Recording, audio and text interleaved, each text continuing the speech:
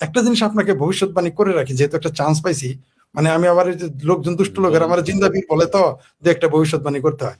আপনি নিশ্চিত থাকেন, এই যে আমার ভাবির পোলারা এবং যারা জুলাই সন্ত্রাসী, আওয়ামী লীগের চেয়ে বেশি এরা পালাবে ভারতে, লিখে রাখেন আপনি। আর এই দেখবেন আসাদ নরি খুঁজে খুঁজে বাইর করবে, এই যে কলকাতা এটা পলাইছে, এই যে ধর, বলবো ওই যে দার্জিলিং পলাইছে ধর, ওই যে চেন্নাই গেছে ধর, ওই যে দিল্লি গেছে ধর, এই আসাদ নরি বলবে, দেখেন আপনি আমাদের ভাবির পোলা একটা একটা করে ধরাই দিবে। সব কিন্তু পালাবে ভারতে, যদিও সারাদিন ভারত বিরোধিতা করে। আপনি নিশ্চিত থাকেন, এই বিএনপির লোক সহ, এমনকি এই যে আমার ভাবির পোলারা আর উপদেষ্টা যেগুলো আছে, অপদেষ্টা, একটাও ফাঁসির দড়ির বাইরে যাইতে পারবে না। একটা লোক বাইসে যাইতে পারে, সেটা হলো ডক্টর ইউনূস, কারণ সে তো মারা যাইতে পারে, বয়স হয়েছে তো, যে কোনো সময় হার্টফেল করে মারা যাবে। কিন্তু পাবলিক কি করবে জানেন? মরণোত্তর বিচার করবে ওরে। বাংলাদেশের ইতিহাসে একটা লোকেরই মরণোত্তর বিচার হবে, সেটা হলো ডক্টর ইউনূস। এটাও আপনার চ্যানেলের মাধ্যমে জানাই রাখলাম, এটাও জানা গেল, ঘটবেই ঘটবেই।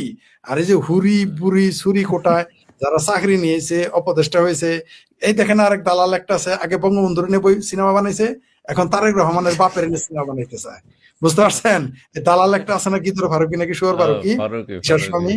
এইগুলো এর যে কি পরিণতি হবে, কিন্তু আমি টেনশনে আছি। এর শরীরে তো চড়ার গোস্ত নাই, এর পাবলিক লাথি কেমনে দিবে, ঘুষি কেমনে দিবে, ধরবে কোথায়, এত শরীরে কিছুই নাই।